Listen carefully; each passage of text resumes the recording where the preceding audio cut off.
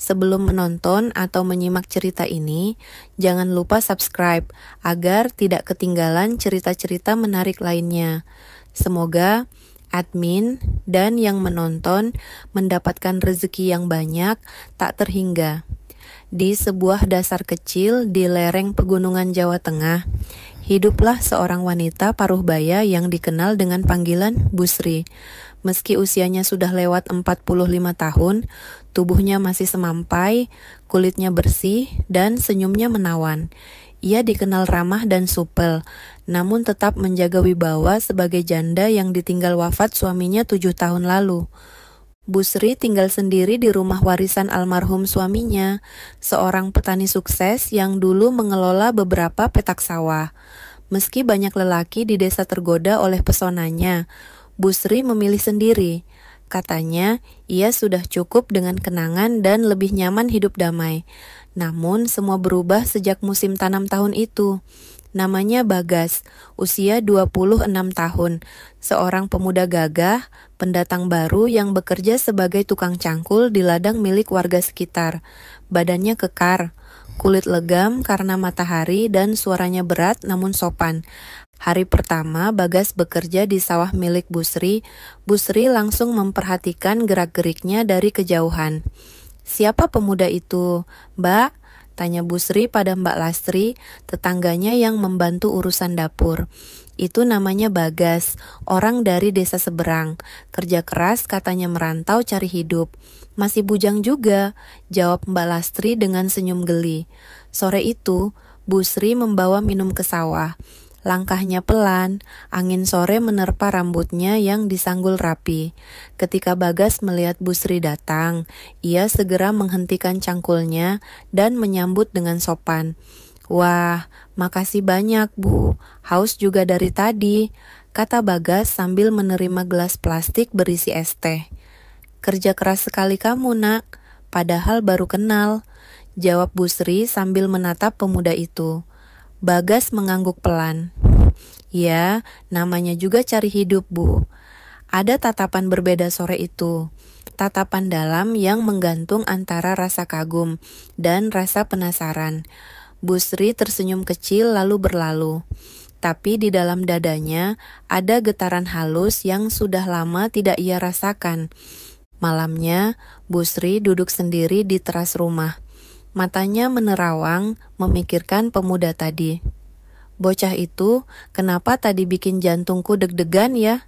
gumamnya. Di sisi lain, Bagas di pondokan kecil dekat sawah juga terdiam. Mengingat senyum Busri, baginya itu bukan sekadar majikan, tapi wanita dewasa yang memesona, lembut, kuat, dan menggoda. Hari-hari berikutnya, interaksi mereka semakin dekat.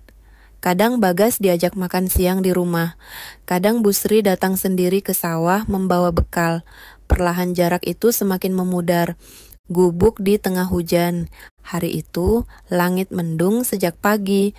Angin dari pegunungan membawa aroma tanah basah yang khas. Bagas sudah berada di sawah sejak subuh. Mencangkul tanah basah di petakan bawah. Tidak jauh dari gubuk kecil tempat para petani biasa berteduh. Menjelang siang, hujan turun deras. Bagas buru-buru lari ke gubuk mengelap wajah dan lengan yang basah. Di kejauhan ia melihat seseorang mendekat dengan payung. "Bu," gumamnya. Benar, Busri datang menenteng rantang, mengenakan jarik batik dan mantel plastik sederhana. Nafasnya tersengal, wajahnya sedikit basah oleh rintik hujan. "Nak Bagas, aku bawa makan siang. Tak kira kamu belum istirahat," katanya sembari tersenyum. Bagas menahan napas. Wanita itu berdiri di depan matanya. Berbau wangi meski hujan turun, sosoknya basah. Pakaiannya menempel di tubuh. Aura kewanitaannya terpancar begitu kuat. "Masuk, Bu, jangan kehujanan." Bagas membantu membukakan daun pintu gubuk dan mereka berdua duduk di atas tikar anyaman yang mulai lembab. Hujan mengguyur deras di luar. Mereka duduk berdekatan, makan nasi hangat dengan sambal terasi, tahu goreng, dan tempe bacem. Suasana sederhana tapi begitu hangat. "Nak," ucap Busri pelan setelah suapan terakhir. "Ya Bu," jawab Bagas. "Sudah lama aku nggak merasa kayak gini. Tenang, ada yang nemenin makan meski cuma di gubuk kecil kayak gini." Bagas menatap Bu Sri. Mata mereka bertemu. Ada sesuatu yang mengalir diam-diam, lebih deras dari hujan di luar. "Kalau Bu nyaman, aku juga senang. Jarang ada orang tua yang peduliin aku kayak Ibu." Suara Bagas berat dan pelan. Tiba-tiba tangan mereka bersentuhan saat membereskan rantang, tidak sengaja, tapi tidak juga ditarik menjauh. Waktu berlalu dalam keheningan. Hujan belum juga reda. Di dalam gubuk sempit itu, hawa lembab mulai terasa hangat. Bu Sri bersandar di dinding, tubuhnya sedikit menggigil. Bagas yang duduk di sampingnya membuka jaket dan menyelimutkan sebagian ke tubuh Bu Sri. "Maaf ya, cuma ini yang bisa aku kasih." Bu Sri mengangguk, matanya menerawang, lalu perlahan melirik ke arah Bagas yang duduk tak jauh darinya. Ada jeda, napas mereka kini terasa dan tiba-tiba suara hati yang lama terpendam pecah dalam satu sentuhan pelan. Tangan Bu Sri meraih lengan Bagas. "Bagas, kamu anak baik, tapi kamu juga bikin aku bingung." Bagas tidak menjawab. Ia menunduk tapi tidak menjauh. Dan di gubuk itu pada siang yang basah, terjadi sesuatu yang mengubah hubungan mereka. Bu Sri tidak lagi sama sejak hari itu. Di rumah ia termenung lebih sering dan Bagas tak bisa lagi menyembunyikan tatapan berbeda tiap kali mereka bertemu. Apakah rasa itu hanya sekadar pelarian atau tumbuh menjadi sesuatu yang lebih dalam? Yang jelas, api di hatinya mulai terasa hangat dan rasa itu belum usai. Perasaan yang tak terbendung. Pagi-pagi buta, suara ayam jantan memecah keheningan desa. Bu Sri sudah bangun berdiri di dapur tua peninggalan mendiang suaminya. Kompor tanah liat mengepul. Bau bawang merah goreng memenuhi udara. Tapi kali ini tangannya gemetar ketika memotong cabai. Pikirannya masih terpaut pada kejadian di gubuk kemarin. Sentuhan itu, kedekatan itu, dan perasaan yang mulai ia takuti. Nyaman, tiba-tiba suara pintu pagar kayu depan berderit. Bu Sri mengintip lewat jendela. "Bagas, pagi-pagi gini," gumamnya. Pemuda itu datang membawa sekeranjang sayur dari pasar. "Ini buat Bunda, aku tadi sekalian beliin waktu habis dari lapak atas," katanya sambil tersenyum. Keringat masih membasahi pelipisnya. Bu Sri menerima keranjang itu tanpa berkata, tapi mata mereka bicara. Tak lama kemudian, Bagas sudah duduk di sudut dapur, membantu mengupas bawang. Bu Sri sibuk mengaduk sayur lodeh di kuali besar. Suasana canggung, tapi penuh kedekatan yang tak biasa. "Tadi malam aku nggak bisa tidur, Bu." Bagas akhirnya bicara pelan. "Kenapa?" tanya Bu Sri.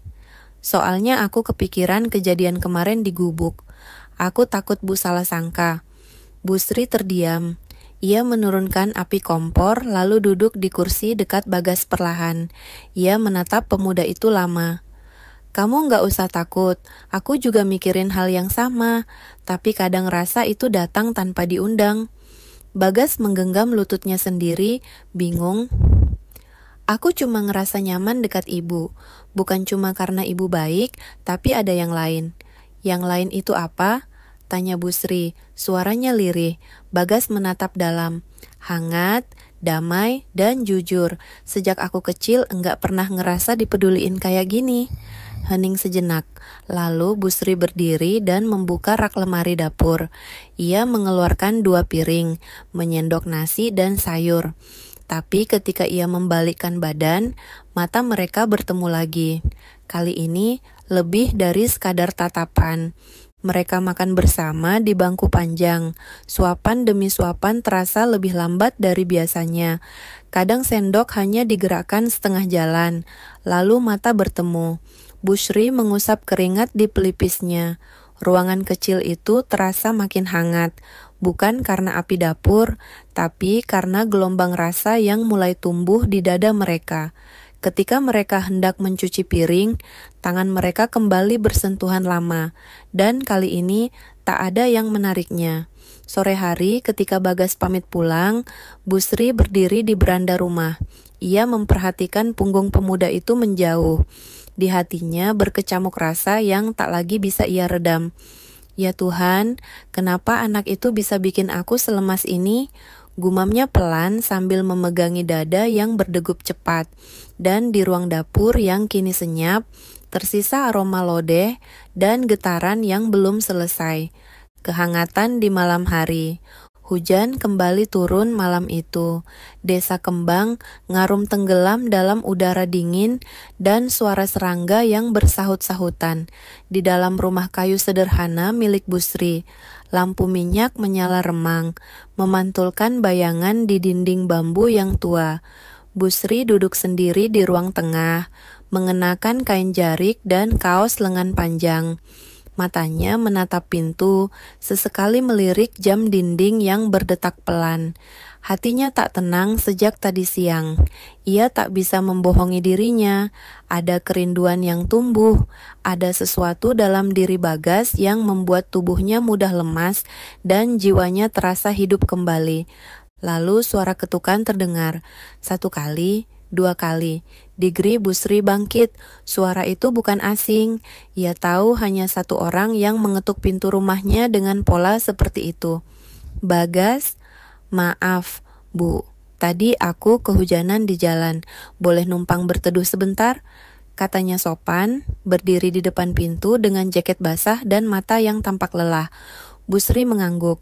Masuk, nak. Hujannya belum reda. Jangan sampai masuk angin.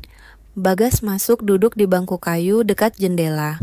Ia melepas jaket dan kaosnya yang basah, menyisakan tubuh kekarnya yang beruap karena kedinginan.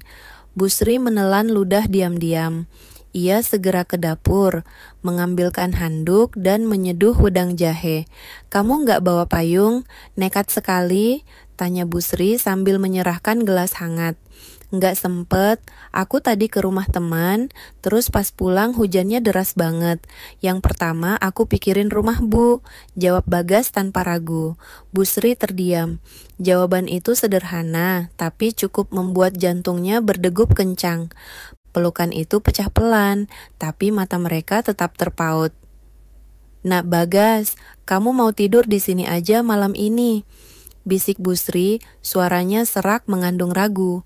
Bagas hanya mengangguk pelan, dan malam itu pun menjadi malam yang tak akan mereka lupakan. Tamat.